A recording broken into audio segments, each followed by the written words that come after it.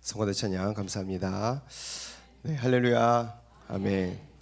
제가 고등부 설교를 시작하기 전에 재미있는 넌센스 퀴즈로 분위기를 풀면서 설교를 시작하는데요. 한번 제가 퀴즈를 내보겠습니다. 예수님의 제자가 예수님에게 볶음밥을 만들어서 드렸습니다. 예수님은 그 볶음밥을 먹고 딱 처음 한 말이 뭔지 아십니까?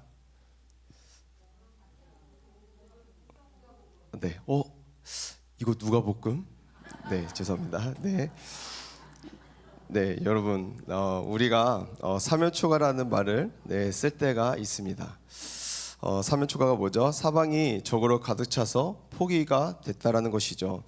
우리 삶에도 사면초와 같은 상황이 펼쳐질 때가 있지 않습니까?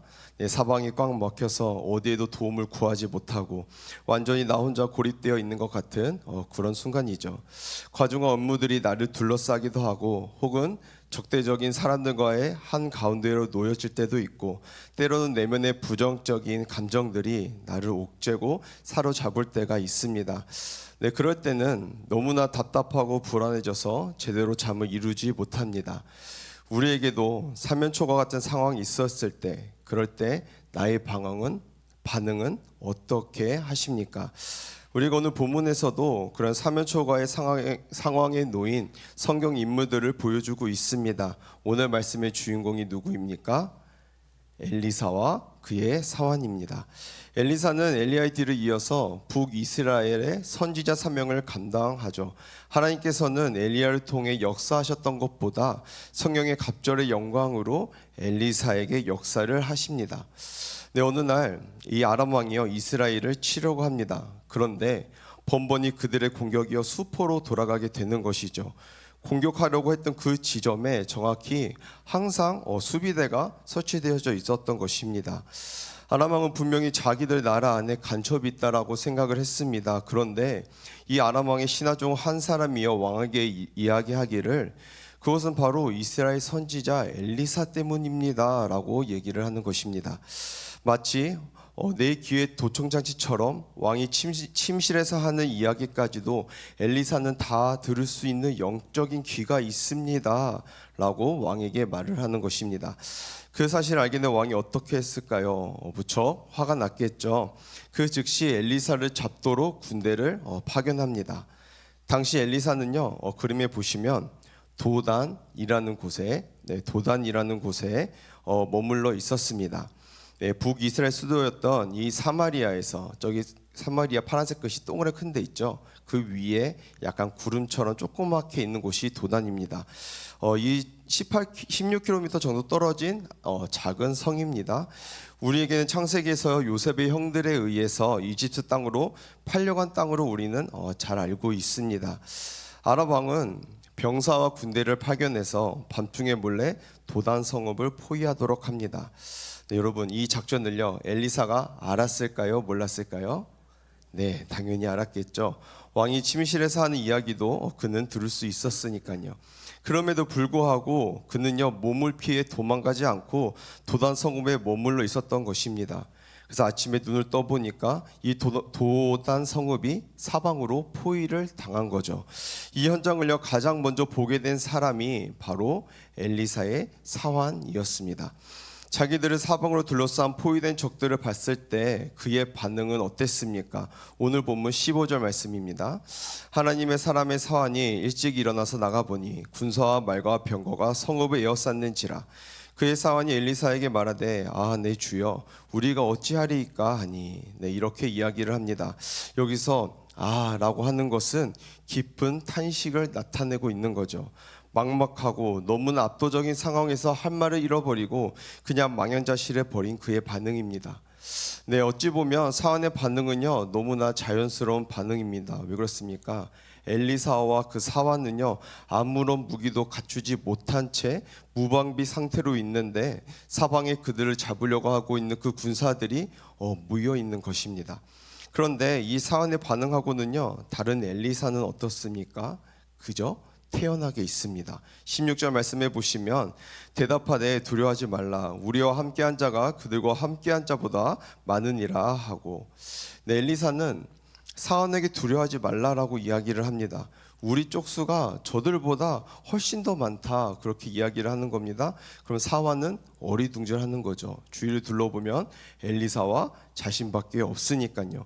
그러면서 17절에 이렇게 말씀을 합니다. 기도하여 이르되 여호와여 원하건대 그의 눈을 열어서 보게 하옵소서 하니 여호와께서 그 청년의 눈을 여심해 그가 보니 불말과 불병거가 산에 가득하여 엘리사를 둘렀더라. 네, 그리고는요, 엘리사가 그 사원을 위해 기도를 합니다. 하나님, 이 청년의 눈을 열어 주시옵소서. 이 사원이 봐야 할 것을 보게 해 주시옵소서. 그랬더니 그 즉시 하나님께서 어떻게 하십니까?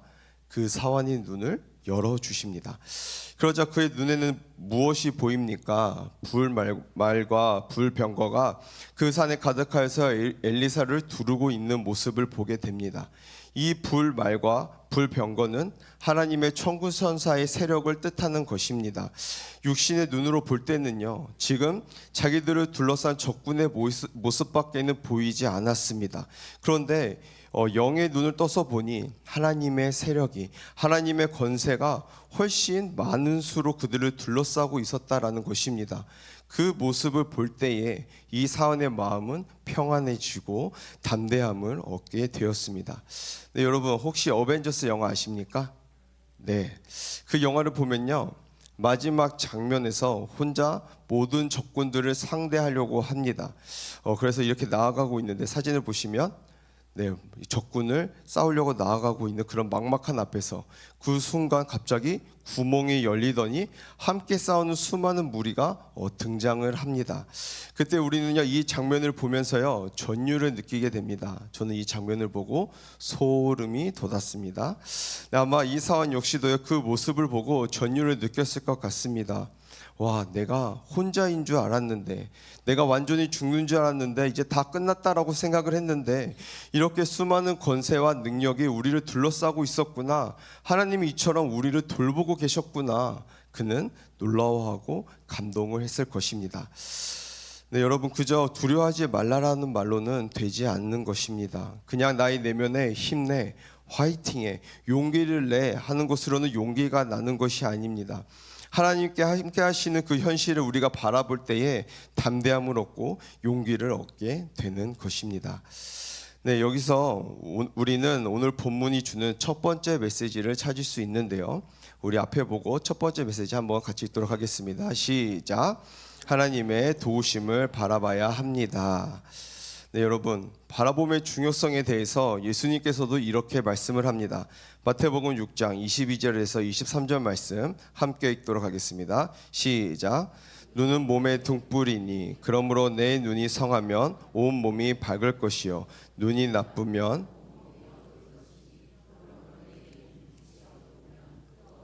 얼마나 더하겠느냐. 아멘. 눈은 몸의 등불이라고 예수님께서 말씀을 하셨습니다. 우리가 보는 것이 우리의 존재를 어둡게 할 수도 있고 우리의 존재를 밝게 할 수도 있다는 것입니다.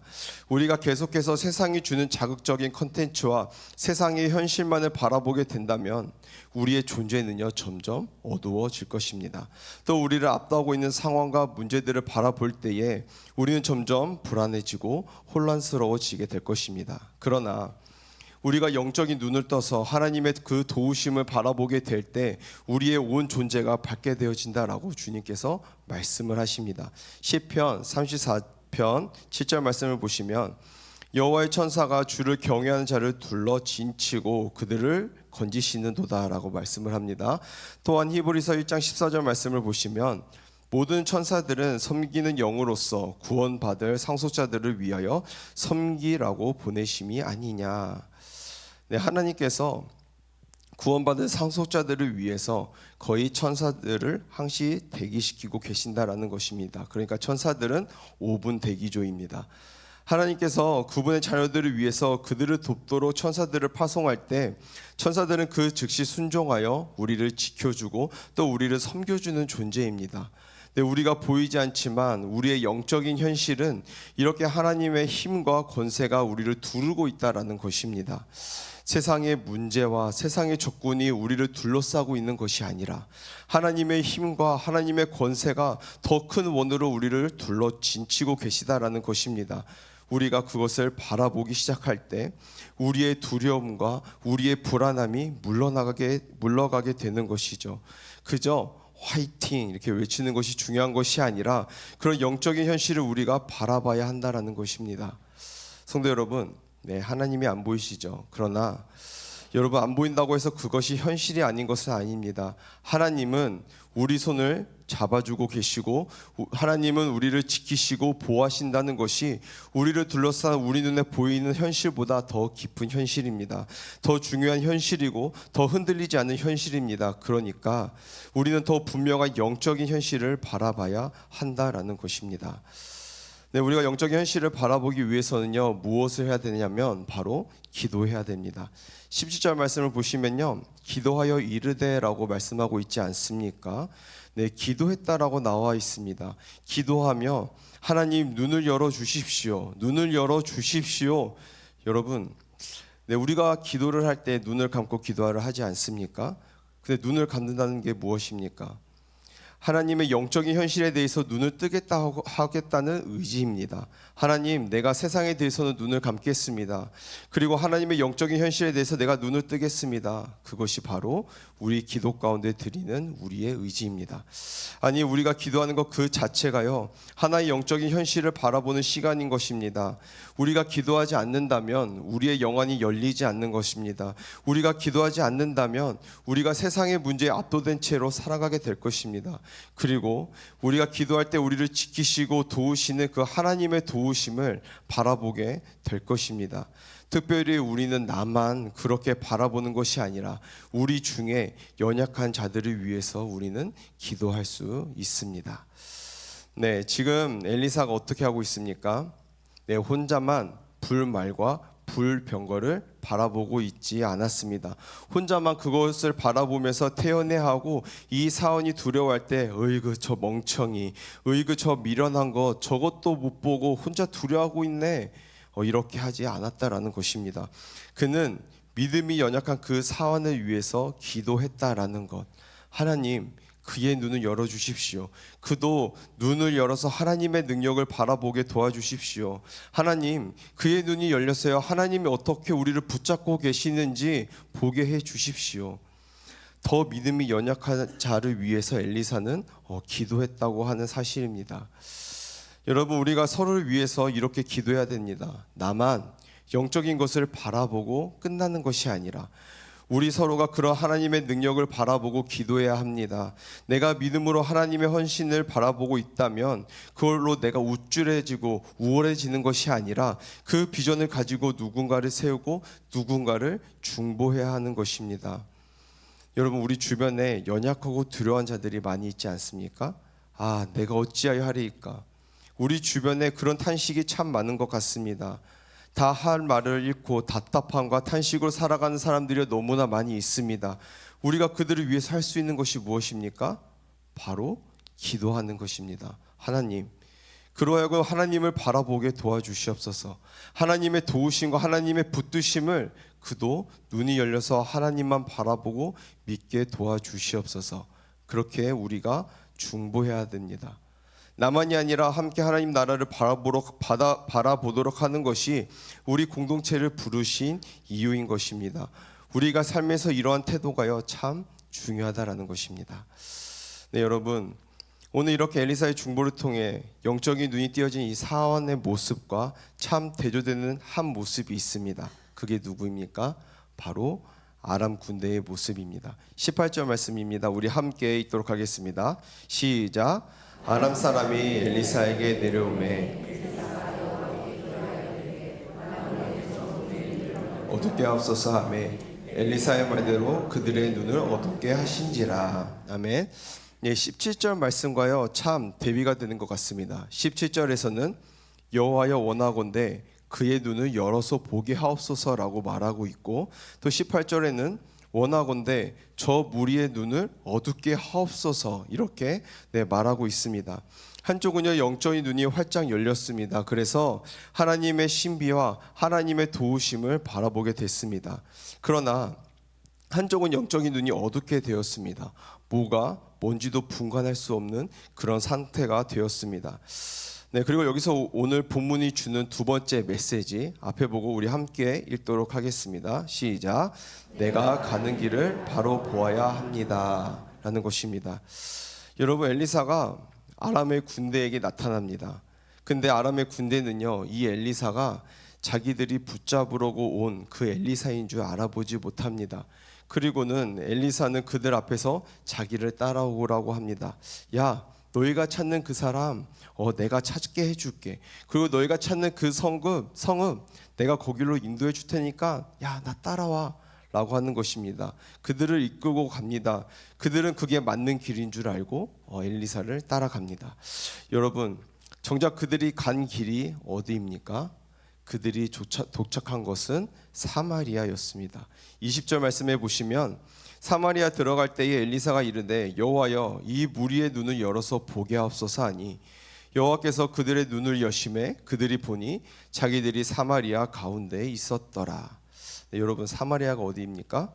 서두에 말씀드렸지만 북이스라엘의 수도입니다. 그럼 그들은 지금 적진의 한복판에 들어와 있는 것이죠.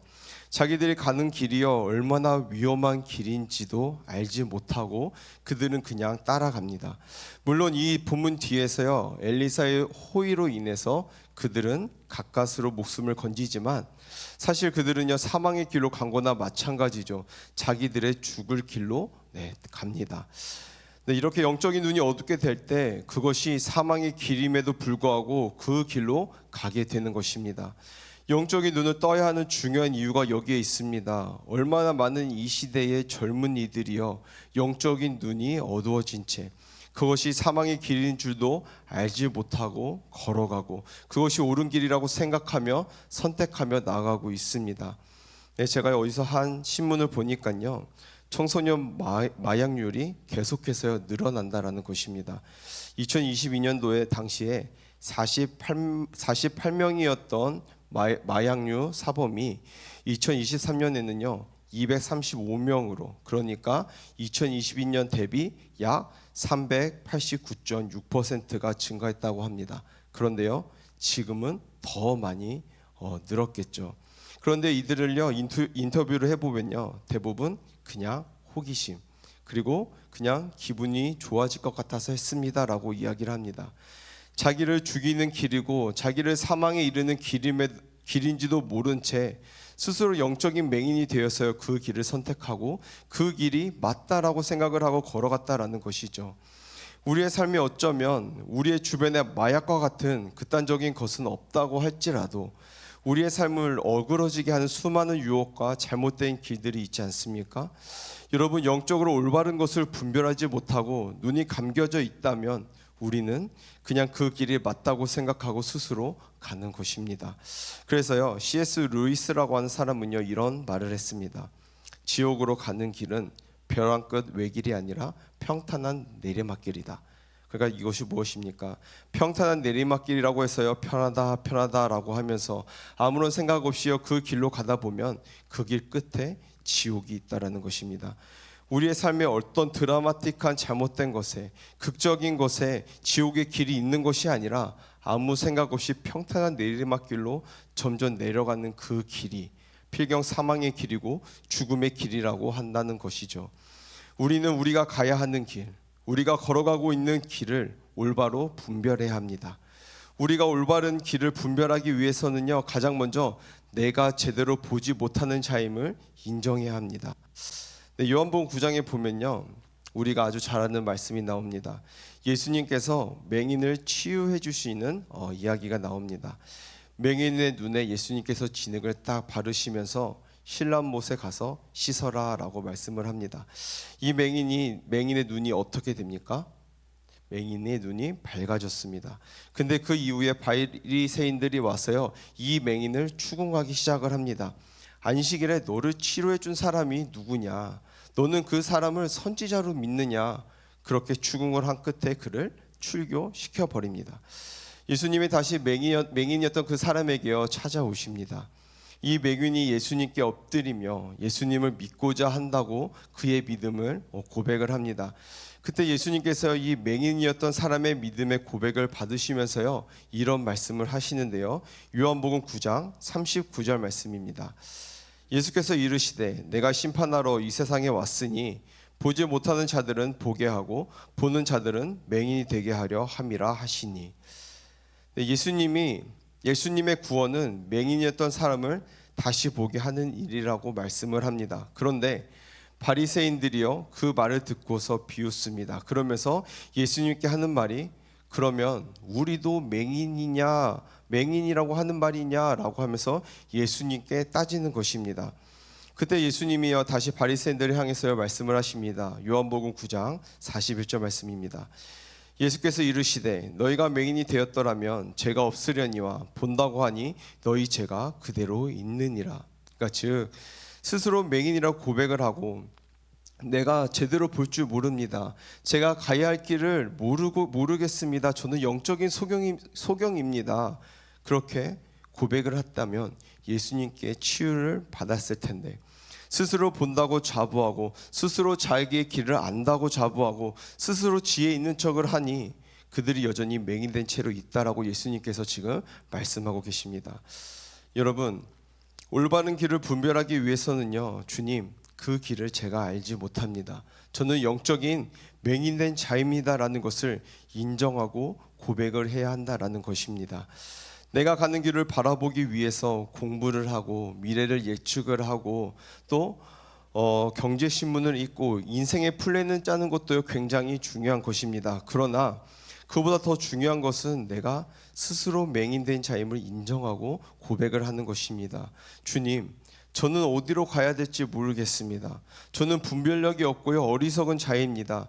제가 바르게 보게 하여 주시고 온전한 길을 걸을 수 있도록 주님, 저를 이끌어 주십시오. 이렇게 기도할 때 우리는 올바른 길로 바르게 분별하며 우리가 나아갈 수 있는 것입니다. 네, 여러분, 저에게는 딸이 하나 있습니다. 네, 오늘도 엄마랑 같이 이렇게 예배를 드리러 왔습니다. 저희 딸의 이름은요, 빛나라는 이름을 지어줬습니다. 이 이름을 지어줬을 때 저에게는요, 이런 소망이 있었습니다. 하나님, 이 아이를 이끌어 주십시오. 이 세상에는요, 참 위험한 것도 많고요, 유혹들도 많지만 이 세상 한복판에서요, 주님을 빛나는 아이가 되게 해달라고, 주님의 사랑을 전하는 아이가 되게 해달라고 그렇게 이름을 지었습니다.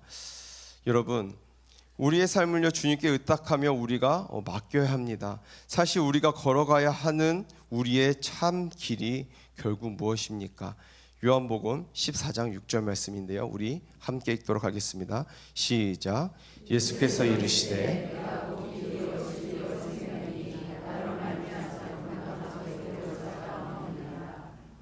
아멘. 결국 예수님이 당신이 길이라고 말씀을 하십니다. 그러니까 우리가 바른 길로 걸어간다는 것은 예수님 안에 거하며 살아가는 것입니다.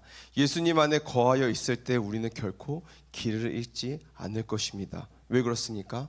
예수님 그분 자체가 길이시니까요.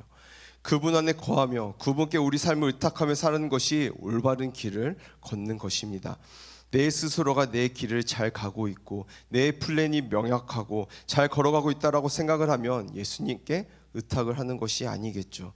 그럴 때 우리는 잘못된 길로 나아가고 있는 것입니다. 우리는 우리의 길을 예수님께 드리고 맡기며 나아가야 됩니다. 그럴 때 우리의 생명의 길로 걸어가게 되는 것입니다.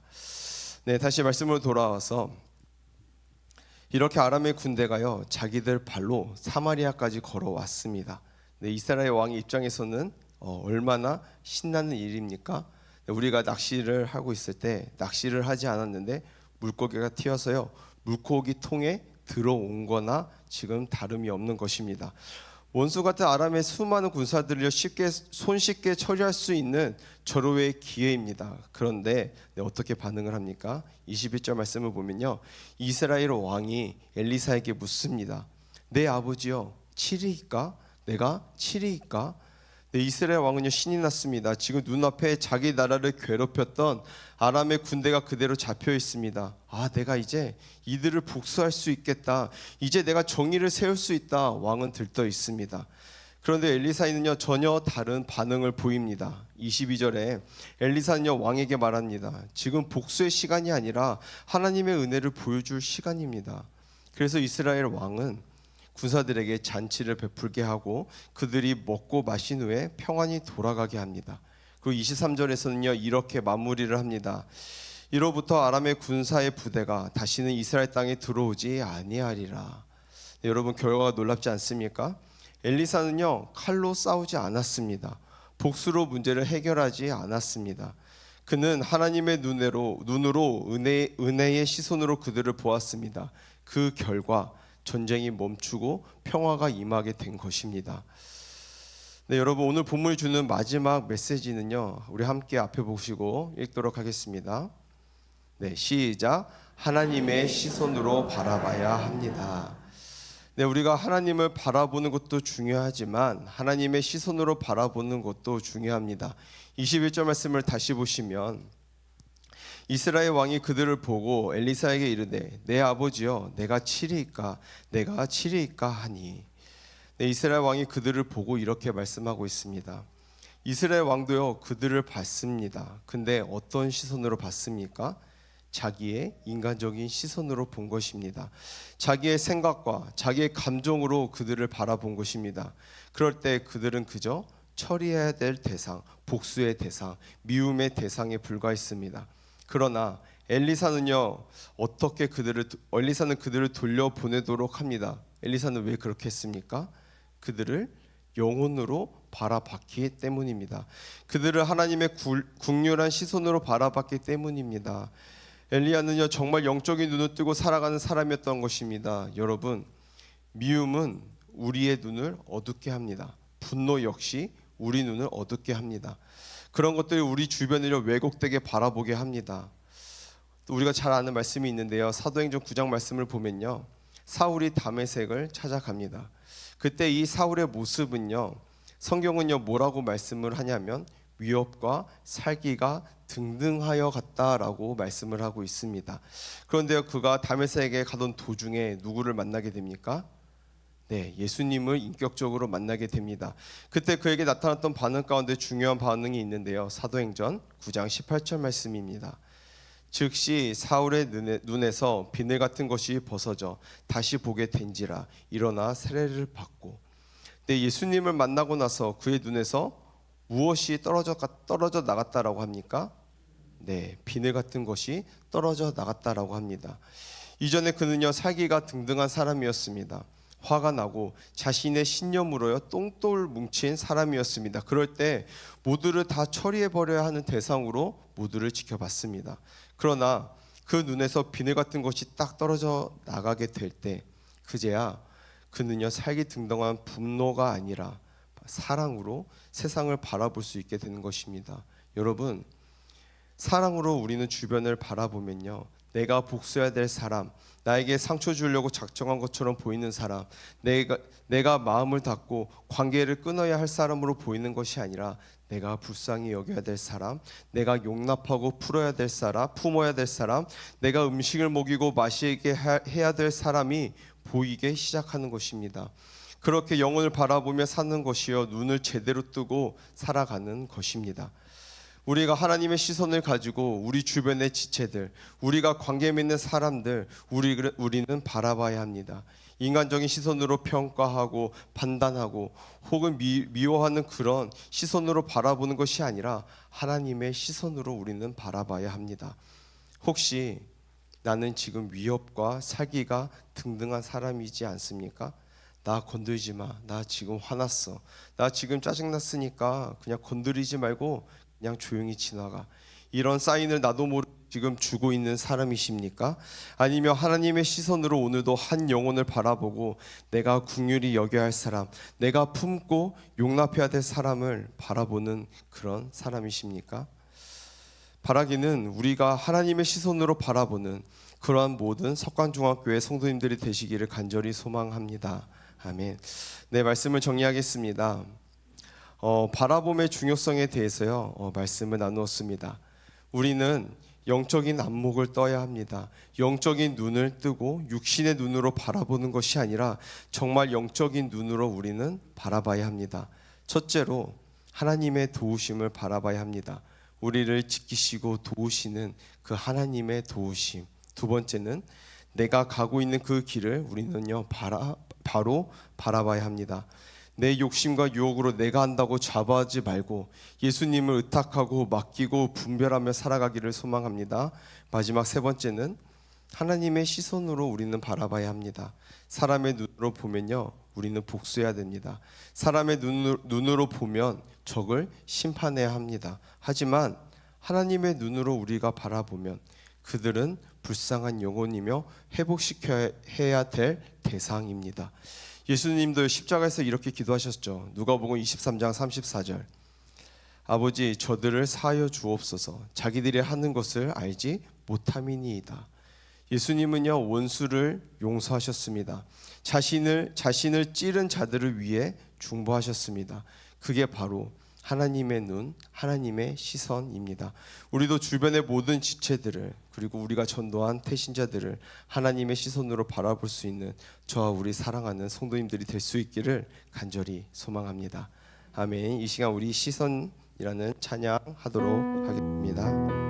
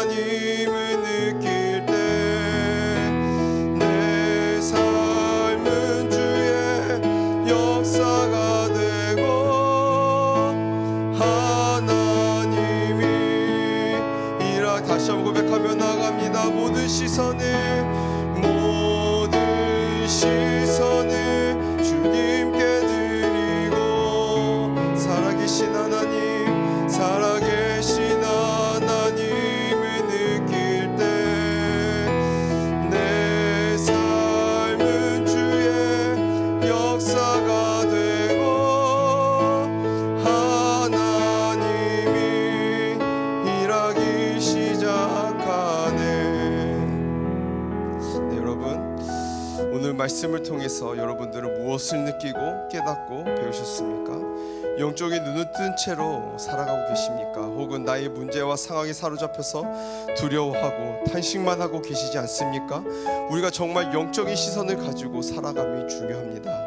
이 시간 우리가 기도할 때에 우리가 영적으로 소경된 자이면 하나님 앞에 고백을 하면서 겸손히 하나님 앞에 나아갔으면 좋겠습니다. 하나님, 제가 분간하지 못하고 어리석었습니다. 어느 길로 가야 될지 모르겠습니다. 주님, 나의 눈을 열어주시옵소서. 나의 눈을 뜨게 하게 하여 달라고 우리 이 시간 하나님 앞에, 주님 앞에 기도하며 나가겠습니다. 기도하시겠습니다. 사랑이 많으신 하나님 아버지, 오늘 말씀을 통해 저희 눈이 얼마나 닫혀 있었는지를 깨닫게 하시며 감사합니다. 눈앞에 문제와 상황에만 사로잡혀 두려워하며 보이는 보이는 것들로만 판단했던 저희의 모습을 용서해 주시옵소서. 저희의 영적인 눈을 열어 주시옵소서. 사람의 시선이 아니라 하나님의 시선으로 보게 하시고 두려움이 아니라 믿음으로 세상을 바라보게 하여 주시옵소서. 나의 생각과 철학과 세상의 기준에 묶이지 않게 하시고 오직 주님의 뜻에 귀를 기울이며 순종하는 자가 되게 도와주시옵소서. 보이지 않아도 일하시는 주님의 날마다 신뢰하며 주님이 보여주시는 길로 담대히 걸어가게 도와주시옵소서. 주님, 제 마음을 열어 하나님의 사랑과 계획을 보게 하시고 영적인 눈으로 주님을 바라보는 삶을 살 수 있도록 주님 도와주시옵소서. 오늘도 저희의 눈을 뜨게 하시고 세상의 도움 속에서도 날마다 주님의 빛을 따라가게 도와주시옵소서. 예수님의 이름으로 기도드립니다. 아멘. 사랑의 많으신 하나님, 우리의 눈을 열어주시옵소서.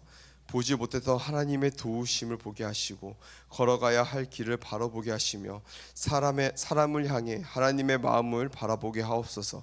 또 우리의 시선이 주님께 고정되게 하시고 그 시선 안에서 참된 평화와 담대함을 누리게 도와주시옵소서. 예수님의 이름으로 기도드립니다. 아멘.